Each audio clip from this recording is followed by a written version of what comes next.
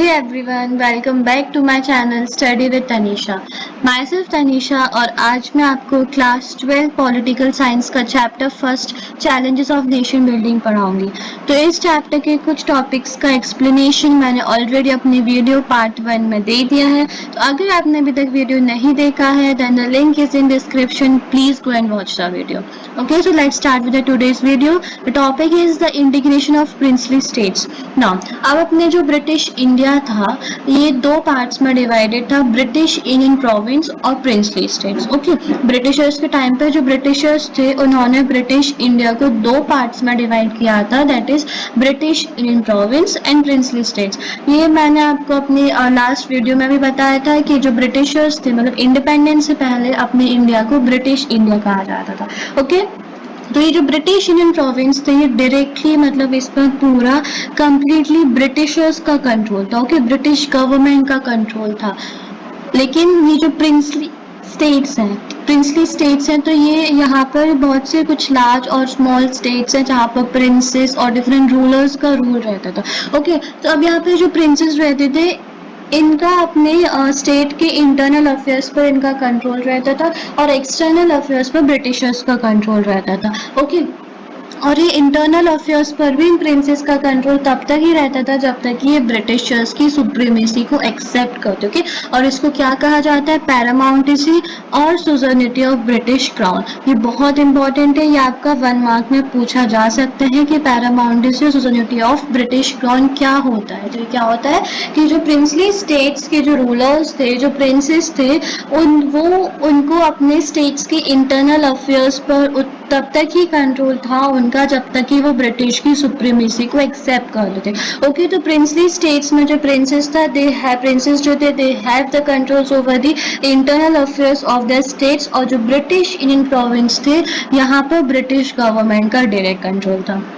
अब ये जो प्रिंसली स्टेट्स थे ये अपने ब्रिटिश इंडिया का पूरा 1/3 जो लैंड है वो कवर्ड कर रहे थे। ओके, दैट मीन्स कि जो एवरी 1 आउट ऑफ 4 इंडियन जो हैगा वो प्रिंसली स्टेट्स में रहते थे, प्रिंसली रूलर के अंडर में रहते थे। ओके, अब ये प्रॉब्लम कैसे स्टार्ट हुई प्रिंसली स्टेट्स की, इंटीग्रेशन ऑफ प्रिंसली स्टेट्स मतलब कि जो प्रिंसली स्टेट्स को इंडियन टेरिटरी में कैसे उनको इंटीग्रेट करा, तो अब बनी देखते हैं। तो इंडिपेंडेंस से पहले ब्रिटिशर्स ने अनाउंस कर दिया था दैट कि जो उनका जो रूल है, जो 200 इयर्स का जो उनका रूल है इंडिया में वो खत्म होने वाला है ऑन 15 अगस्त 1947 को। तो जैसे ही ब्रिटिशर्स का जो रूल है इंडिया पर से वो खत्म हो जाएगा, उनका जो कंट्रोल है इंडिया पर से वो खत्म हो जाएगा, तो उसी के साथ साथ में जो पैरामाउंटेसी है ब्रिटिश क्राउन की ओवर प्रिंसली स्टेट्स वो भी खत्म हो जाएगी। दैट मीन्स कि जो ब्रिटिशर्स का जो कंट्रोल था प्रिंसली स्टेट्स पर वो अब नहीं रहेगा। इसका मतलब कि टोटल जो 565 प्रिंसली स्टेट्स थे वो इंडिपेंडेंट हो जाएंगे। तो टोटल में कितने प्रिंसली स्टेट्स थे, 565 प्रिंसली स्टेट्स थे। Please remember this number, that is the 565 princely states थे total.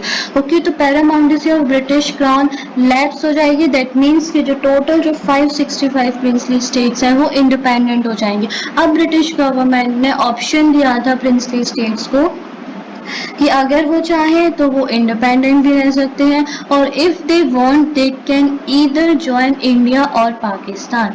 Okay, that means they have 2 options.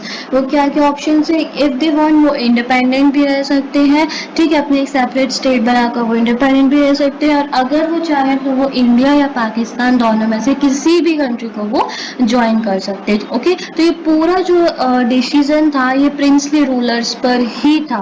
ठीक है, इवन मतलब जो प्रिंसली स्टेट्स के जो पीपल्स थे उनके ऊपर भी ये डिसीजन नहीं था, पूरा जो डिसीजन लेना था ये प्रिंसली रूलर्स को लेना था, और ये बहुत बड़ी प्रॉब्लम थी क्योंकि अगर ये प्रिंसली स्टेट सारे के सारे इंडिपेंडेंट हो जाते तो आज अपना जो इंडिया हैगा वो पूरे 565 छोटे छोटे स्टेट्स में बट जाता। आज अपन जो अपने इंडिया का जो एक पूरा यूनाइट मैप देख पा रहे हैं वो पॉसिबल नहीं हो पाता। तो अपन देखेंगे आगे कि कैसे अपने नेशनलिस्ट लीडर्स की वजह से पॉसिबल हो पाए, कैसे 565 प्रिंसली स्टेट्स जो थे वो अपने इंडियन यूनियन में इंटीग्रेट हो पाए। ओके, लेकिन ये इतना इजी नहीं था। मतलब पूरे 565 प्रिंसली स्टेट्स को इंडियन टेरिटरी में यूनाइट करना it's not an easy task. Okay, ये बहुत बड़ी प्रॉब्लमेटिक थी। और प्रॉब्लम तब स्टार्ट हुई जब जो ट्रेवानकोर के जो रूलर थे उन्होंने ये अनाउंस कर दिया that he wanted his state to be independent.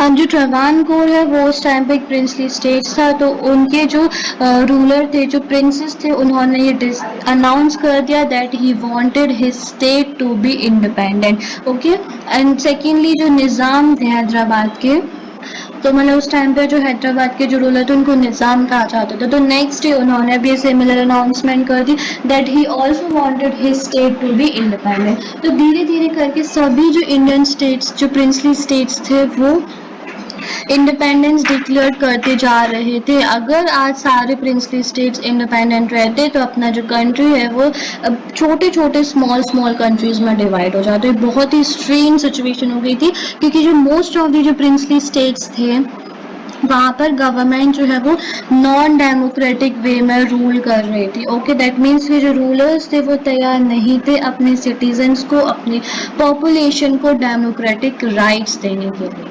Okay, वो मतलब वो मोनार्की फॉलो कर रहे थे, मोनार्की सिस्टम फॉलो कर रहे थे, नॉन डेमोक्रेटिक मैनर फॉलो कर रहे थे, नॉन डेमोक्रेटिक सिस्टम फॉलो कर रहे थे। तो इसलिए और ज़्यादा ज़रूरी हो गया था कि सारे प्रिंसली स्टेट्स को इंडियन यूनियन के साथ इंटीग्रेट करना, ताकि सभी पीपल्स को उनकी राइट्स मिल सके। ओके, अब ये जो यहाँ पर जो मैप गिवन है और आपकी बुक में जितने भी मैप्स दिए हुए हैं प्लीज़ उनको अच्छे से रिमेम्बर कर लीजिएगा, क्योंकि 5 मार्क के मैप्स आते हैं। मैं भी मैप्स के ऊपर एक अलग से वीडियो बनाऊंगी जहाँ पे मैं सारे इंपॉर्टेंट मैप्स को कवर करूंगी। Okay, now governments approach. तो अब अपन देखते हैं कि ऐसी सिचुएशन में गवर्नमेंट ने क्या अप्रोचेस अडॉप्ट करे। ओके, मतलब गवर्नमेंट ने कौन से अप्रोचेस अडॉप्ट करे जिसकी वजह से आज सारे के सारे 565 प्रिंसली स्टेट्स जो है वो अपनी इंडियन यूनियन के साथ इंटीग्रेट। ओके, तो इंटरिम गवर्नमेंट, उस टाइम पे इंटरिम गवर्नमेंट थी। इंटरिम गवर्नमेंट जो थी उन्होंने बहुत से स्टैंसेस लिए, बहुत से डिसीजंस लिए, ताकि कि जो इंडियंस का डिवीजन ना हो। पहले ही already he India or Pakistan का डिवीजन हो चुका था। अब अपने जो लीडर्स थे वो नहीं चाह रहे थे कि फिर से जो इंडिया जो है वो और स्मॉल कंट्रीज में डिवाइड हो। वो मतलब बिल्कुल चाह रहे थे कि कैसे भी करके जो 565 प्रिंसली स्टेट्स है वो इंडियन यूनियन के साथ इंटीग्रेट हो जाए। ठीक है, और इसीलिए जो लीडर्स थे, जो कांग्रेस पार्टी के जो लीडर्स थे, वो फोर्स किए जा रहे थे सारे प्रिंसली स्टेट्स के रूलर्स को कि वो इंडिया को ही ज्वाइन करें। और ये चीज़ मुस्लिम लीग को पसंद नहीं आई। मुस्लिम लीग ने इंडियन नेशनल कांग्रेस को अपोज करा कि वो इस तरीके से किसी भी स्टेट को फोर्स नहीं कर सकते to join India. They are free to adopt any course they like, मतलब वो जो भी डिसीजन देना चाहे वो फ्री है, उन पर अपन किसी भी तरीके का प्रेशर नहीं डाल सकते ना। सरदार वल्लभ भाई पटेल, सरदार वल्लभ भाई पटेल जो थे वो उस टाइम के इंडियन डिप्यूटी प्राइम मिनिस्टर भी थे और साथ साथ में होम मिनिस्टर भी थे। And as a home minister and as a deputy prime minister उन्होंने बहुत इंपॉर्टेंट रोल प्ले किया है in the integration of princely states immediately after the independence, because वो नहीं चाहते थे कि इंडिया का डिवीजन हो फिर से और स्मॉल कंट्रीज में। इसलिए he put is all his efforts in uniting the India, in integrating all 565 princely states. Okay, वो तैयार थे, वो रूलर्स के साथ उन्होंने नेगोशिएट भी करा ताकि सारे के सारे जो प्रिंसली स्टेट्स हैं वो इंडियन यूनियन के साथ इंटीग्रेट हो सके। But it's not an easy task, ये बहुत ही कॉम्प्लिकेटेड टास्क था, क्योंकि उस टाइम पे 26 स्मॉल स्टेट्स थे उड़ीसा में, सौराष्ट्र रीजन जो है गुजरात के उसमें 14 बिग स्टेट्स थे and 119 smalls and numerous other different administrations थी। बट जो because of the vicious policies of Sardar Vallabh Bhai Patel कि आज जो अपना जो इंडिया हैगा वो इंटीग्रेटेड, और इसलिए उनको आयरन मैन भी कहा जाता हैगा। ओके, नाउ द गवर्नमेंट के 3 अप्रोचेस थे। फर्स्ट अप्रोच ये था कि जो प्रिंसली स्टेट्स के जो पीपल्स थे वो खुद इंडियन यूनियन के साथ इंटीग्रेट होना चाहते थे। ओके, क्योंकि जो रूलर्स थे वो नॉन डेमोक्रेटिक वे से रूल कर रहे थे, पीपल्स को कोई भी राइट्स नहीं दे रहे थे, इसलिए जो खुद जो पीपल्स थे प्रिंसली स्टेट्स के वो इंडिया के साथ यूनाइट होना चाहते थे। तो एक बहुत बड़ा फेवर था इंडियन गवर्नमेंट के ऊपर कि खुद जो प्रिंसली स्टेट्स के पीपल्स थे वो इंडियन यूनियन के साथ इंटीग्रेट होना चाहते थे। सेकेंड अप्रोच ये था गवर्नमेंट का कि गवर्नमेंट ने बहुत ही फ्लेक्सिबिलिटी अप्रोच अडॉप्ट करी। गवर्नमेंट ने सारे मतलब बहुत सी जो डिमांड्स जो थी प्रिंसली स्टेट्स की उनको फॉलो करा, उनको माना, और उन्होंने ये कहा कि वो as compare to other states princely states को ज़्यादा ऑटोनॉमी दी जाएगी। ओके, एंड थर्ड ये था कि बिकॉज ऑफ पार्टीशंस इतना ज़्यादा वायलेंस डिस्ट्रप्शन क्रिएट हो गया था। ओके, तो अब गवर्नमेंट जो थे, इंडियन गवर्नमेंट, वो नहीं चाहते थे कि और अब ज़्यादा टेरिटोरियल बाउंड्रीज का इंटीग्रेशन हो या फिर और डिवाइड हो। वो इवन ये चाह रहे थे कि और ज़्यादा कंसोलेशन हो और ज़्यादा इंटीग्रेशन हो, और यही मेरी इंपॉर्टेंस थी, और इसके लिए जो वो चाहे वो करने के लिए तैयार थे, ठीक है। And they just wanted that कि सारे के सारे जो प्रिंसली स्टेट्स हैं वो इंडियन यूनियन के साथ इंटीग्रेट हो जाए। ओके, तो ये 3 अप्रोचेस थे। First, the people of most of the princely states clearly wanted to become the part of Indian Union. Secondly, the government was prepared to be flexible and given autonomy to some regions.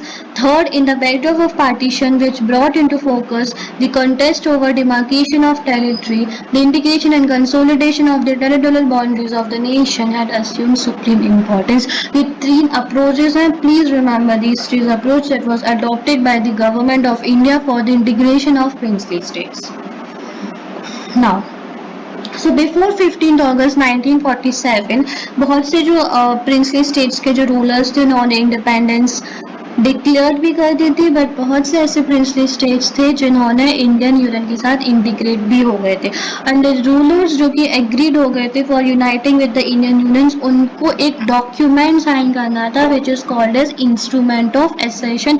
ये बहुत important है ये word, that is the instrument of accession, ठीक है। Instrument of assertion का मतलब होता है कि that the states, the princely states जो है वो एग्रीड हो गए हैं इंडियन यूनियन के साथ इंटीग्रेट होने में, ठीक है। तो जो भी प्रिंसली स्टेट्स, जो भी रूलर्स इंडियन यूनियन के साथ इंटीग्रेट होते हैं, उनको ये डॉक्यूमेंट साइन करना होता है called the instrument of accession. तो एक प्रूव होता है कि हाँ, ये जो प्रिंसली स्टेट है ये इंडियन यूनियन के साथ इंटीग्रेट हो गया है। ओके, तो 565 में से ऑलमोस्ट बहुत सारे प्रिंसली स्टेट्स जो थे वो इंडियन यूनियन के साथ इंटीग्रेट हो गए थे, और बहुत से इंडिपेंडेंस के पहले हो गए थे, बहुत से इंडिपेंडेंस के बाद हो गए थे। बट जो मेजर प्रॉब्लम आई थी वो आई थी जूनागढ़, हैदराबाद, कश्मीर और मणिपुर में। तो इन 4 प्रिंसली स्टेट्स को इंडियन यूनियन के साथ इंटीग्रेट करने में बहुत ज़्यादा प्रॉब्लम आई थी। ओके, तो इस चैप्टर पर लोग हैदराबाद और मणिपुर के बारे में देखेंगे।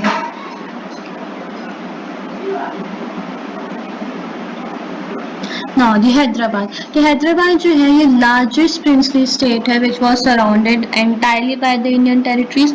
और ये जो ओल्ड हैदराबाद स्टेट है इसमें महाराष्ट्र, कर्नाटका, आंध्र प्रदेश ये इंक्लूड है। ओके, तो जो हैदराबाद के जो रूलर थे उनको एक टाइटल दिया गया था दैट इज निज़ाम, और जो निज़ाम जो थे वर्ल्ड के रिचेस्ट मैन थे।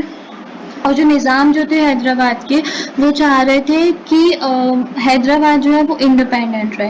ही does not want the Hyderabad to be integrate with either India or Pakistan, he wanted Hyderabad to remain independent. Okay, और इसलिए उन्होंने इंडियन गवर्नमेंट के साथ एक एग्रीमेंट भी साइन करा था which is called as standstill agreement in November 1947 के लिए, 1 साल के लिए इन्होंने साइन करा था। और इसके अलावा जो नेगोशिएशन था उनका इंडियन गवर्नमेंट के साथ इंटीग्रेशन को लेकर वो कंटिन्यू रहा।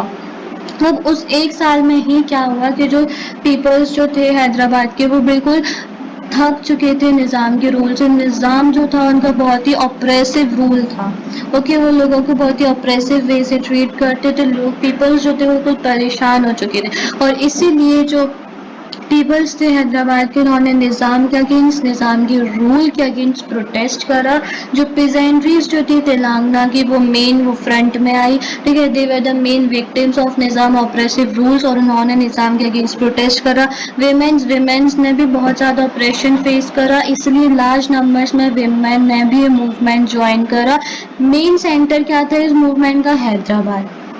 डिफरेंट स्टेट से, डिफरेंट रीजन से पीपल्स जो थे वो हैदराबाद आ रहे थे निज़ाम के अगेंस्ट प्रोटेस्ट करने के लिए। कम्युनिस्ट और हैदराबाद कांग्रेस जो थी, दो पार्टीज थी जो कि फोर फ्रंट में थी, ठीक है। अब बहुत ज़्यादा प्रोटेस्ट हुआ तो अब निज़ाम ने भी रिस्पॉन्ड किया। निज़ाम ने कैसे रिस्पॉन्स किया? निज़ाम ने अपनी paramilitary force which is called as Razakars, इनको भेजा, ठीक है, पीपल्स के अगेंस्ट लड़ने के लिए। और बहुत सी एट्रोसाइड्स हुई, बहुत सारे लोगों को मारा गया, अटैक्ड हुए, ठीक है। Peoples were murdered, killed, looted, raped और स्पेशली जो नॉन मुस्लिम्स थे उनको टारगेट किया गया था। तो प्रोटेस्ट जो था वो बहुत ज़्यादा बढ़ गया था निज़ाम के फोर्स के बीच में और जो पीपल्स थे हैदराबाद के उनके बीच में। फिर उसके बाद जो सेंट्रल गवर्नमेंट थी, क्योंकि सिचुएशन आउट ऑफ कंट्रोल हो चुकी थी, फिर जो सेंट्रल गवर्नमेंट थी उन्होंने अपनी आर्मी को भेजा उस सिचुएशन को कंट्रोल करने के लिए। फाइनली इन सितंबर 1948 में इंडियन आर्मी जो थी उन्होंने निज़ाम फोर्स को अपने कंट्रोल में लिया और कुछ दिन फाइट चली। उसके बाद फिर इंडियन आर्मी ने निज़ाम को सरेंडर कर लिया और फाइनली 1948 में हैदराबाद जो है वो इंडियन यूनियन के साथ इंटीग्रेट हो गया। ओके तो इस तरीके से हैदराबाद का इंटीग्रेशन हुआ इंडियन यूनियन के साथ। ये भी इम्पॉर्टेंट है, ये कभी कभी पूछ लेते हैं हैदराबाद के इंटीग्रेशन। सो प्लीज़ आप इसको अच्छे से रिमेंबर कर लीजिएगा। और ये जो एग्रीमेंट है स्टैंजल एग्रीमेंट, इसको रिमेंबर कर लीजिए। और हैदराबाद का इंटीग्रेशन कब हुआ था इंडिया में? 1948 में, इसको भी रिमेंबर कर लीजिए। ओके ये तो हो गई हैदराबाद की बात। अब अपन देखते हैं मणिपुर में।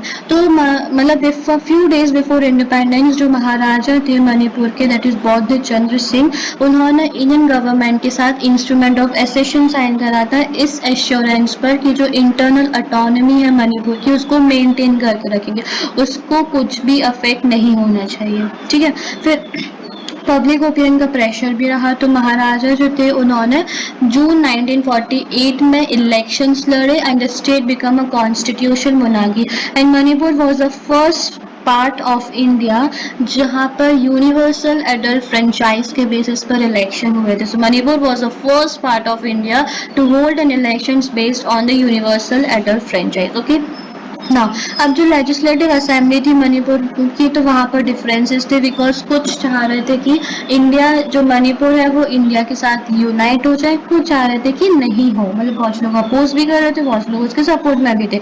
अब जो गवर्नमेंट ऑफ इंडिया ने महाराजा को प्रेशराइज कर मर्जर एग्रीमेंट साइन करवा लिया था सितंबर 1949 में।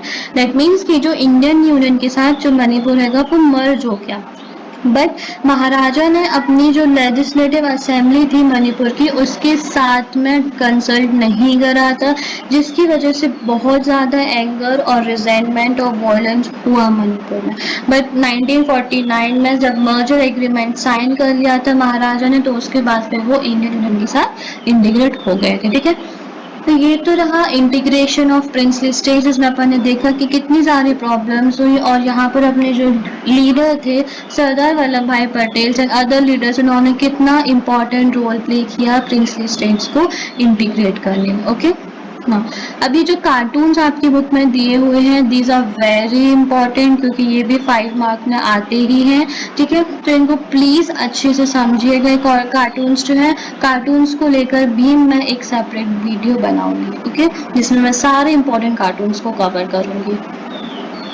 Now next topic is reorganisation of states. तो अब जो प्रोसेस थी नेशन बिल्डिंग्स की वो पार्टीशन के साथ या फिर इंटीग्रेशन के साथ खत्म नहीं हुई थी। अब एक और चैलेंज था कि जो इंडियन स्टेट्स के जो इंटरनल बाउंड्रीज हैं उनको ड्रॉ करना, ये एडमिनिस्ट्रेटिव के बेसिस पर नहीं बल्कि लैंग्वेज के बेसिस पर, कि मतलब जो पीपल्स जो हैं जो कि पर्टिकुलर लैंग्वेज बोलते तो उनको एक पर्टिकुलर एरिया में होना चाहिए, मतलब उनकी जो बाउंड्रीज हैं वो उनकी लैंग्वेज के बेसिस पर डिवाइड होनी चाहिए और इससे जो यूनिटी है नेशन की वो इफेक्ट नहीं होनी चाहिए। तो ये भी बहुत ही बड़ा चैलेंज था इंडिया के लिए कि लैंग्वेज के बेसिस पर, लिंग्विस्टिक के बेसिस पर बाउंड्रीज को ड्रॉ करना। ओके तो कॉलोनियल रूल के टाइम पर, ब्रिटिशर्स के टाइम पर जो स्टेट बाउंड्रीज थी वो या तो एडमिनिस्ट्रेटिव पर्पस पर बनी थी या फिर ब्रिटिशर्स के अकॉर्डिंग बनी थी, प्रिंसली पावर्स के बेस पर बनी थी। बट आफ्टर इंडिपेंडेंस अब ये जो मेन टास्क था कि जो स्टेट्स हैं उनको डिवाइड करना, उनकी बाउंड्रीज को रिड्रॉ करना on the basis of language. तो जो फॉर्मेशन हुआ था स्टेट्स का वो किस बेसिस पर हुआ था, किस प्रिंसिपल के बेस पर हुआ था, लिंग्विस्टिक प्रिंसिपल के बेसिस पर। ओके तो जो लीडर्स जो थे, अपने जो नेशनल लीडर्स थे, उनको लग रहा था कि शायद ये जो अगर अपन स्टेट्स को लैंग्वेज के बेसिस पर डिवाइड करेंगे तो इससे डिस्ट्रप्शन हो सकता है, डिसइंटीग्रेशन हो सकता है कंट्री का, अपनी कंट्री जो है वो डिवाइड हो जाएगी इससे फिर, ठीक है। तो फिर इसलिए इस आइडिया को थोड़े टाइम के लिए पोस्टपोन कर दिया कि अभी अपन जो स्टेट्स को डिवाइड नहीं करते हैं, आगे फ्यूचर में देखेंगे। लेकिन ये जो डिसीजन था इसको किसने चैलेंज किया, लोकल लीडर्स एंड पीपल्स ने, because they strongly wanted to divide their states on the basis of language. और ये प्रोटेस्ट कहाँ से स्टार्ट हुआ, प्रोटेस्ट मद्रास में स्टार्ट हुआ, जहाँ पर जो तेलुगु स्पीकिंग एरिया जो था वो चाह रहा था कि डिवाइड हो जाए। Okay, they wanted their states to be divide, they wanted separate Andhra to be create. Okay, तो विशाल आंध्र मूवमेंट स्टार्ट हुई, बहुत इंपॉर्टेंट है। विशाल आंध्र मूवमेंट स्टार्ट हुआ था for the creation of Andhra states. और जो विशाल आंध्र मूवमेंट में जो तेलुगु स्पीकिंग एरिया थे उन्होंने डिमांड करी थी कि that they wanted to separate from the Madras province and they wanted to separate states to be created, that is Andhra province. Okay, and पूरे मद्रास में प्रोटेस्ट स्टार्ट होने लगा था। एंड देन जो मूवमेंट था वो पूरे मद्रास में फैल गया था, जिसकी वजह से सेंट्रल गवर्नमेंट को डिसीजन लेना था। एंड पोटी श्रीराम मुल्लू जो कि Congress leader and veteran Gandhian थे, तो उन्होंने अपने इस जो उनका जो डिमांड थी उसको मनवाने के लिए फास्ट पर चले गए थे वो, और आफ्टर 56 डेज ऑफ फास्ट उनकी डेथ हो गई थी। और उनकी डेथ के बाद बहुत ज़्यादा अनरेस्ट और वायलेंट हो गया था आंध्र रीजन्स में, मद्रास में। पीपल्स जो थे वो स्ट्रीट पर आ गए थे, बहुत से लोग इंजर्ड हुए, बहुत से लोगों ने अपनी लाइफ लॉस्ट कर दी। And then finally the prime minister ने अनाउंस कर दिया the formation of separate Andhra states in December 1952। तो आंध्र स्टेट का फॉर्म हुआ था दिसंबर 1952 में। और फिर यहीं से जो डिमांड जो थी फॉर्मेशन ऑफ सेपरेट स्टेट्स की वो स्टार्ट हुई थी, और आंध्र रीजन के क्रिएट होने के लिए एक सेपरेट मूवमेंट स्टार्ट किया गया था which is called as Vishal Andhra movement. Please remember this.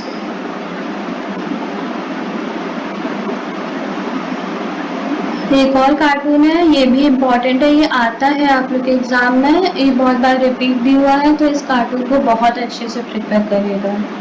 ना तब आंध्र प्रदेश के फॉर्मेशन से अदर स्टेट्स में भी स्ट्रगल हुआ, that they all other states also wanted that कि वो जो उनका स्टेट है वो लैंग्वेज के बेसिस पर डिवाइड हो जाए। फिर इन्हीं स्ट्रगल्स की वजह से सेंट्रल गवर्नमेंट ने स्टेट रिऑर्गेनाइजेशन कमीशन फॉर्म करी 1953 में, और कमीशन को बोला कि वो स्टेट की जो बाउंड्रीज है उनको रिड्रॉ करे। फिर कमीशन ने अपनी रिपोर्ट प्रेजेंट करी, और इस रिपोर्ट में लिखा गया था कि जो बाउंड्रीज जो है स्टेट की वो लैंग्वेज के बेसिस पर बनेंगी, ठीक है, लिंग्विस्टिक बेसिस पर जो बाउंड्रीज हैं वो डिवाइड होंगी स्टेट्स की। एंड स्टेट रिऑर्गेनाइजेशन एक्ट पास किया गया 1956 में, और इससे 14 स्टेट्स और 6 यूनियन टेरिटरीज का क्रिएशन हुआ। तो उस टाइम पर 14 स्टेट्स और 6 यूनियन टेरिटरीज थे। स्टेट रिऑर्गेनाइजेशन कमीशन फॉर्म हुई थी 1953 में।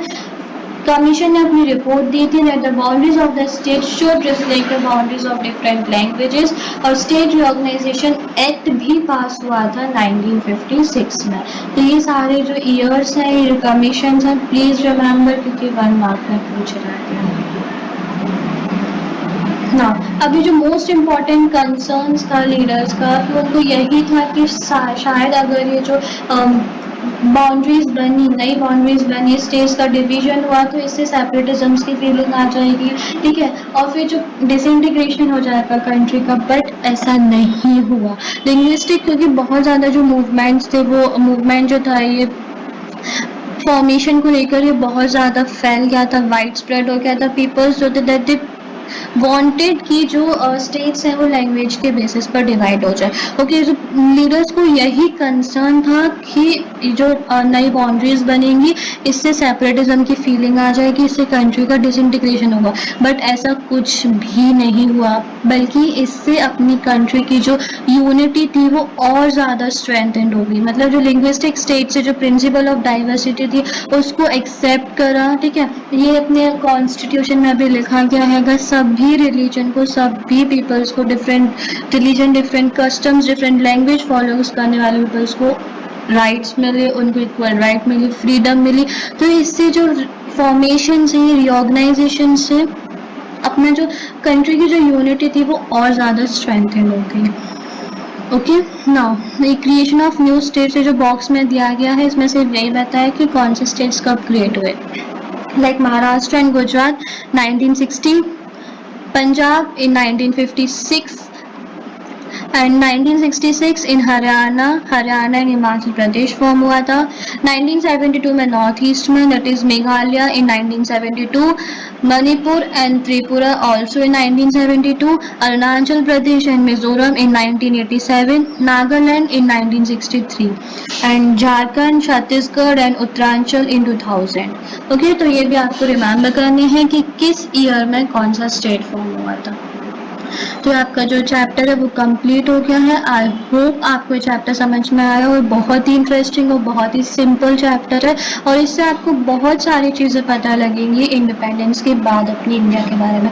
ओके, और अगर आपको कुछ भी डाउट हो इस चैप्टर से related then please ask me in the comment sections. I will reply all your queries. Okay, thank you so much. Let it go, make my body go. Think about it.